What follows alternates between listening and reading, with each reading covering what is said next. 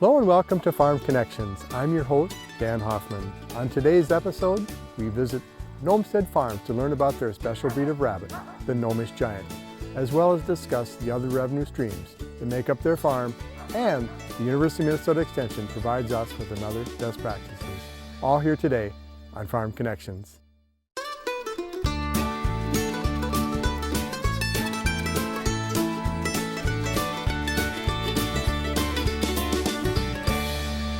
Welcome to Farm Connections with your host, Dan Hoffman. Farm Connections made possible in part by Minnesota Corn, working to identify and promote opportunities for corn growers, enhance quality of life, and help others understand the value and importance of corn production to America's economy. EDP Renewables North America, owner-operator of Prairie Star and Pioneer Prairie Wind Farms in Minnesota and Iowa. EDPR wind farms and solar parks provide income to farmers and help power rural economies across the continent. Northern Country Co-op, a full-service cooperative in grain, agronomy, feed, and lumber. For the latest news, job openings, and podcasts, you can go to their website, ncountrycoop.com. R&S Grain Systems, a family-owned business serving its customers for 50 years with leading designs in the manufacturing of grain handling equipment and grain storage systems. You can call them for a quote today.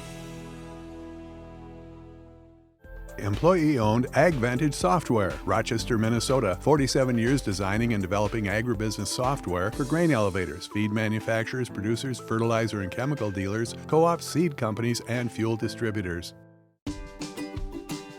Mower County Farm Bureau Association advocates for agriculture based on the policies and beliefs of its members. It's dedicated to making the voices of its members stronger. You can learn more about membership benefits at fbmn.org. Welcome to Farm Connections. We're on a farm near Lansing, Minnesota with Naomi Thompson. She's going to tell us all about her special farm. Naomi, thanks for having us. Thank you for being here. Well, this is a unique farm. Tell us about it. Well, we are in Lisle, Minnesota. We've been out in Lisle for about 3 years, and we started off in Austin, actually, raising rabbits for meat, and we have been doing that for 8 years now. So the thing that started us off was we had just lost our day spa, and I became disabled. My husband actually worked with me at my day spa, so we found ourselves without work. So it was during that recession at that time, and we kind of didn't know how to make things go. We had 2 children, a daughter and a son, and there was kind of a shortage of food and money and things like that. So kind of scarcity. And so we were just running around in the backyard one day, and my husband came across some bunnies and scattered them around. So my son and my daughter and my husband come in with this big, huge armload of little baby bunnies, and they're like, "Look what we found, can we keep them?" And I was like, I think that's actually illegal, but let's go put them back in their nest. But they came in again, and they were all very excited about bunnies and wanting bunnies. So my husband didn't let it go. He went on this expedition looking down the rabbit hole, so to speak, and he wanted to raise meat rabbits at that point so that we could have nice, healthy, good quality food, and it's cheap to raise meat rabbits. And we lived in an apartment at the time. It was something that we could do in our apartment. So we started looking into that. We got an approval from our landlady, who did not know that was the purpose for us having our little pet rabbits.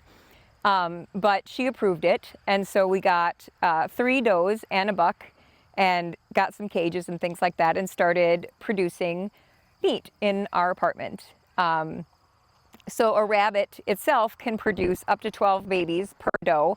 So by 12 weeks, you will have a lot of meat, and then that's fantastic. Per how much it takes for a cow to produce that much meat, you get it just really, really fast. That's a lot for a family. So it's healthy, clean meat and really, really fast production.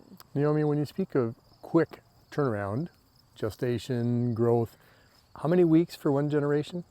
For one generation, you can reproduce rabbits by 6 months. You can be rebreeding a new generation of rabbits. So 6 weeks you can wean them off their mother. Most people say 8, but 6 weeks is completely fair. So you can take them off and put them in another cage, rebreed the mother. So you can be rapidly repeat breeding your does. They don't actually need a break as long as they are healthy weight, looking well. Rabbits are designed to breed, so they want to be mothers for the most part. If you get one that doesn't want to be a mother, then you just eat it and bring in a new rabbit. So that's pretty much how meat rabbits are designed to be. Well, Naomi, how many generations in 1 year? 2. So that is quite rapid. And it's allowed you to grow your business. And how do you find your market? Well, we used to use Facebook, but they don't allow sales anymore. So that made it a lot harder for people to get out and find, customers. We were using Google. They've also banned sales on their venue. Craigslist has banned sales on their venue. So it's actually become extremely hard. So for us, we do a lot of networking, word of mouth. We've found some, just by searching Google, there's some really little secret markets where you can do free listings and things like that. So I just find as many of those as I can and put them out there.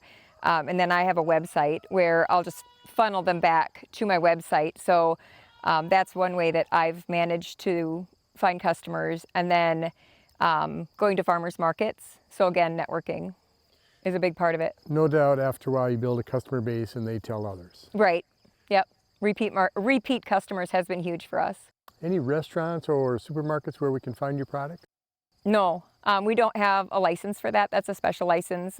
We don't have the kind of production that can go that far. So how do people find out about your business and your products? Well, we do have a website, and also we are on Facebook. It's Gnomestead Bunny Tree Farms on Facebook. That is a long title. And the breed name? Is Gnomish Giants. And I understand you've had a lot to do with that breed and maybe even originated it? Yes, this is a breed that we are creating. Again, when we started raising the meat rabbits in our apartment, I got bored because I was disabled and no longer doing my business day spa.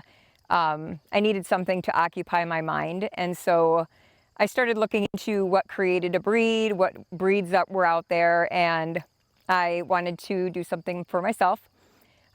So I looked into all the different breeds, Rex, Silver Fox, Champagne des Argents, New Zealands, things like that. And there were some certain traits that stuck out to me. The Rex fur, which is just beautiful plush, all one length.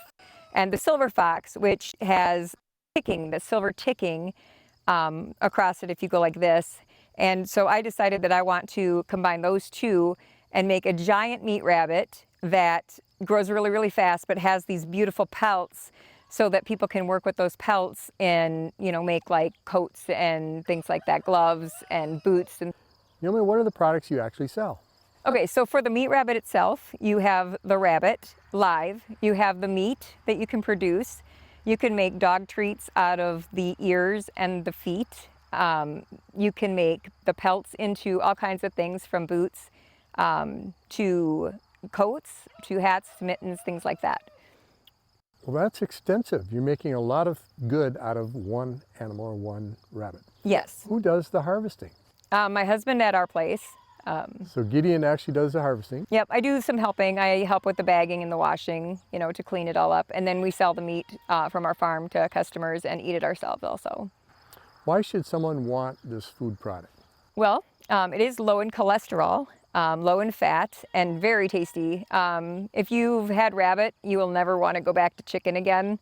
The Gnomish Giant actually has a unique trait that we discovered and kind of honed in on that. Normal rabbit meat is all white meat. So I'm not a white meat person anyway, like with turkey, you know how there's white and dark. The Gnomish Giants have dark meat and white meat, like the turkey and the chicken, which most rabbits do not. They have just white meat. So we developed that trait and we brought it out, and people have really enjoyed that difference with the Gnomish Giants. Well, you certainly have taken something or a time that wasn't really great in your economics and in your family life and turned it into something better. What advice do you have for others who might be saying, wow, please give me some inspiration? Well, I think that if you put your mind to it, you can pretty much do anything. So just persevere. Ask for help if you need help. I had a lot of mentors along the line too. So it's not like I did this all on my own. I couldn't have. I had a lot of people that if I had, we went through a lot of ups and downs with making the breed too. There were illnesses that came in and out of the rabbitry. There were, lots of heat issues, cold issues, to say that it was easy is not the case. So, it's never going to be easy. So if you're going to do it, know that up front, that you're going to have to really work at it, but it's definitely worth it in the end to me. To this level of success, you must have a background that we're not aware of. Can you tell us about some things that you drew upon to be successful? Okay, well, not a whole lot of farm experience, but I do have a certification in nutrition. My day spa background, I guess I was a massage therapist, but I also did a lot of work in health and nutrition. I'm a Reiki master. I worked a lot with like reflexology and different things. So I had a complete anatomy background as far as my massage degree. So I kind of took that and turned it over into animals, did a lot of research and learned more of the animal anatomy, physiology, pathology, and things like that. We work with some different vets and labs and things like that. So when things come up in our rabbitry or with the goats or with the chickens or the ducks, we reach out to the vets and the labs personally to get answers. And, a lot of people, they'll go online and they'll ask just other people, which we've done that too, but there's a lot of myths that go around there. And so what we do is we just go to the vets and things like that, and you get a little bit of a better answer, because there was a time when they said, oh, if you get Pasteurella in your rabbits, which is a respiratory disease, you have to kill all your rabbits. You just have to start over 100%. But that's not actually the case. It's completely treatable. The illness actually, like the common cold, we carry that with us all the time. That's their common cold. So every single rabbit actually carries that illness. They only get it if their body wears down and they get run down. So the same with Bordetella and staph infections and things like that. So if you just kill them all, you're not helping them. They need to build up a resilience and pass that down to their future generations, so that you get healthier generations. So if you just, butcher them all, and, that's fine, you can eat them, you can do that, but that's not really going to help, down the line. Build up immunity. Build up the immunity, yep. Naomi, you mentioned your children were instrumental in the front part of this business getting started because they were very motivated and interested. How old were they at that time? Let's see, my son would have been 5, my daughter would have been 10, and they were actually very active in the project. My son still is. We really couldn't have done it without them. They helped with the planning, they helped with the care, petting and playing with them to make sure that they were docile for, selling to the public, and picking out the next generations too. They actually did help with that process. So the things that we have today are because they helped with it. So it's been a family project, not just a me thing. Your resilience and your family involvement is certainly admirable. Are there any other projects on the farm? Yeah, actually, we started with the rabbits, and that was our main project. But after a while, we wanted to branch out. We ended up getting some chickens for eggs. Then we started doing 4-H with the rabbits and the chickens. And then we just did that for a couple of years, and then the kids kind of wandered off from that. Then we got goats when we moved out here to Lisle. So we do that for the meat, for the milk, not really for any pelts or anything like that, because there's not really a market for that, and they're kind of bigger, and you can do pelts for goats, but it's not really anything people do. So we do the meat and the milk for that. We make cheese just for personal use. We make goat milk soap out of that, and we sell that down at farmers markets and from the house. And then for them, we actually had some issues when we first brought them here. So we've had to do a lot of extra planning and research on them as well. We found out that our well water was actually killing our goats. People were saying, oh, you've got this problem, you've got worms, you've got parasites, things like that. But what it was, our well water had antagonists, which are the minerals were unbalanced. So the store minerals that we were buying wasn't enough to keep our goats healthy. So in my research for that, because again, the nutrition background kicked in, we discovered we have to get individual minerals and put them in these cells. And then the goats are smart enough where they go down the cells and they eat each mineral that they need personally. So each one knows what they need and they keep it balanced. And since we did that, we actually had one that was declining when we found this out. She was on her knees crawling around on the ground. She had just had a baby and she wasn't doing well and we were really concerned about her. But we brought in the minerals and 2 weeks later she was up and she's very healthy and she's walking around in there. She has been perfect ever since the 2 weeks after when she started eating these minerals that way. Potassium shortage? No, pretty much we don't know really what she's eating, but She balanced it herself. yeah, iron, copper, there's potassium, there's 20 different minerals, magnesium, molybdenum, silicon. It's very extensive. It's a big mineral bar all the way down the row in the barn, and each of the goats just takes what they need. So You've worked well with biology and nature. yes, I love nature. I grew up loving nature.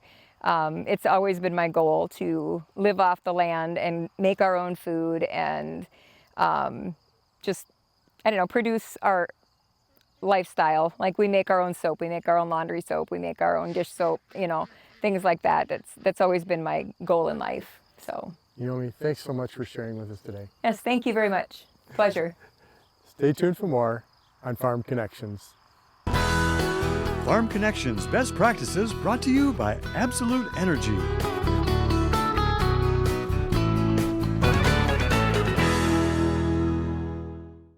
This is Brad Carlson, Extension Educator with the University of Minnesota Extension, and here's today's Best Practice segment. Historically, we would see following a dry year large concentrations of nitrate showing up in our surface waters, and obviously it's coming off of the land. And so really what's happening is we have large amounts of residual nitrogen carrying over from the previous crop year. The reason for that is that the loss processes of nitrogen are water-based, and when it's really dry, we just simply don't lose it, and therefore nitrogen accumulates, not just simply during the growing season, but even following the growing season. As our crops mature somewhere in the vicinity of Labor Day or a couple weeks afterwards, but things don't really cool down until we get to late October, early November. We continue to see nitrogen mineralizing out of soil organic matter through that time period, and then it accumulates in the soil. Well, this is a perfect situation where we would look at taking a soil nitrate test. Historically, we would recommend taking a soil nitrate test in situations, one like we have now, where it has been extremely dry, and then also in fields that have a long-term manure history. So very specifically, corn following corn, anywhere this year, if you're growing corn next year, following corn this year, we will be particularly looking for whether we've got applied fertilizer from this last year that's still there and potentially available for next year.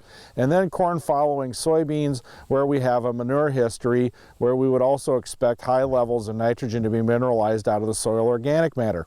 Now, it's possible we might also see high levels of nitrogen just in any ordinary circumstance of corn following soybeans, but that's not necessarily part of our recommendation, but it won't hurt you anything if you want to take that sample.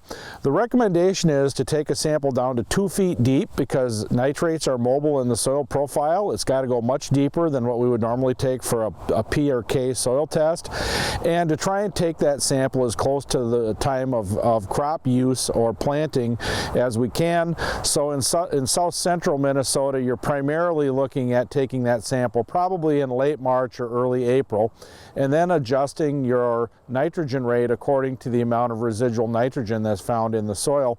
Western Minnesota, you can take it in the fall, but recognize that if it gets really wet in the spring, your number may no longer be good.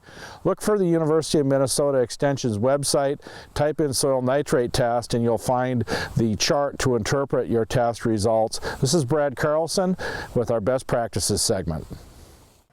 Welcome back to Farm Connections. We're in Zumbrota, Minnesota with Stu Lourey from Minnesota Farmers Union. Welcome to Farm Connections. Thanks so much, Dan. Appreciate you having me. Well, it's great to have you, and you work for a great organization, but you have a great history that brings you to this point. Tell us about that. Yeah, well, I like to think so. Well, first, most importantly, I grew up on a farm and as a farmers union member. So, proud of that fact. My grandparents were members too. I grew up in Pine County with Commissioner Tom Peterson. We bookend Pine County, and my family, we raised beef cattle and sold organic apples to the co-ops there. So we fit that in among the pine trees up in northeastern Minnesota, and went to school down in Northfield, worked in politics out of school. So I worked for then Senator Al Franken and worked for Senator Tina Smith, had the opportunity to do a lot of work on rural health care, which I'm very, very passionate about, and then found my way to the team at Farmers Union, and here I direct our government relations work. Well, Stu, why is that important? Yeah. So, when I'm doing my job well, Dan, I think that I am helping our members who were here at the Covered Bridge restaurant tonight, right? They're discussing policy resolutions, which are basically their vision for what would make life on their farm, in their community, and agriculture in this state better. And so they take those ideas to conversations like this. They debate them and refine them and make them better, both here at county conventions and then at our state convention. That goes into a policy book, and I have the honor of taking that book and those ideas to the state legislature and working with partners there, often involving our members, to help drive on those policy priorities and get that stuff done. So really important, and I'm really excited to do it. It sounds grassroots. Yes, 100%. And we take that seriously. I think, you probably know this talking to me for just a couple minutes, but if I go to the legislature and say, hey, Stu's got a great idea, who cares, right? But if I say, hey, our grassroots membership is experiencing this thing on their farm in this particular way, and here's the opportunity to make it better, that legislators listen to, right? Folks in their district, coming up with solutions to problems that other constituents are facing, that matters, and that's where we have power, and the power of our people and the base that makes our organization. Well, we have a very diverse state, diverse in terms of people, geography, soils, and certainly distance when we look at the Canadian border all the way down to the Iowa border. You referenced Pine County, bookending it, that's a big deal, but think about the entire state, right? Yes, absolutely, absolutely. And I think about that all the time, and I think that's why I'm, interested in being a member and working as part of Farmers Union. Is we're a Big Ten organization. So of course we're statewide, but we also represent members of all production types, sizes. We have, of course, members who are doing, conventional rotation of corn and soybeans. But we also have members who are growing 4 acres of vertically raised vegetables and hoop houses and earning a living off of that, and probably have a really good farm business management instructor in some cases who's helping them figure out those revenue streams, right? And I think when you bring folks together who are all involved in agriculture, they're all involved in feeding people, clothing people, making sure our vehicles run, right? But doing it in very diverse ways, I think it makes for some really interesting policy discussions. And when I go to the Capitol, I'm very rarely able to say, hey, every one of Farmers Union members agrees on this issue, right? But what I go say is, hey, we talked about this at conventions, we debated it at state convention, and here's the consensus that we came to about what would be best for the state and best for agriculture. And I think that's what we need more of, right? Is people talking about problems and coming to consensus, and it's cool that we have an organization like this that does that. Stu, can you talk it all to the farmers' contribution to our state economically? I mean, they pay real estate taxes, they hire people, they pay W-2 wages, they pay Social Security, Medicare in for their employees, plus themselves. They make a huge contribution, plus all the things they buy. Can you elaborate on that at all? Yeah, a huge contribution. And I always think too, I mean, and it's not just, it is not just that farm, right? It's the air duct installer who's coming and doing that work in the dairy barn. It's the folks building the pole buildings. It's the folks pouring concrete. It's the consultants coming in and helping farmers try out new practices like cover crops in some areas. There's really exciting work happening, and the work that's happening is because of the community that surrounds farms, and that's what those businesses enable. And I think that's what makes me really excited. I always think growing up on a livestock farm, we had a small number of beef cattle, but I think growing up in a rural area, sometimes you don't see folks as often. Over the summer before I could drive, I can remember being a kid, right? And if it wasn't family, if there was someone driving down our driveway who I knew and who we were in relationship with and in community with, it was our farrier or our veterinarian or someone who was coming to check out the cows because they wanted to buy them, or, and it was because of the livestock, right? It built community, it built economic wealth, and we, need more of that to make sure that our communities continue to be vibrant. And I think that's what farms bring. Sounds like you're talking about sustainability as well. Absolutely, yes. It's a central tenet. I mean, I think, if there's one thing that I hear that drives our members and that makes the hard work of being involved in agriculture worth it, right? It's being able to pass that operation, that generational wealth onto the next generation, right? Or be able to, build it in the first place to pass on to your kids. And I think that's a core tenet of sustainability, taking care of our land, our water, what sustains us. I think that's part of the ethic that I think, farmers bring to the state. Well said, Stu. Thank you so much. Well, thanks, Dan. Appreciate it. Those sure were some big bunnies. We'll catch you next time. I'm Dan Hoffman. Thank you for joining us on Farm Connections.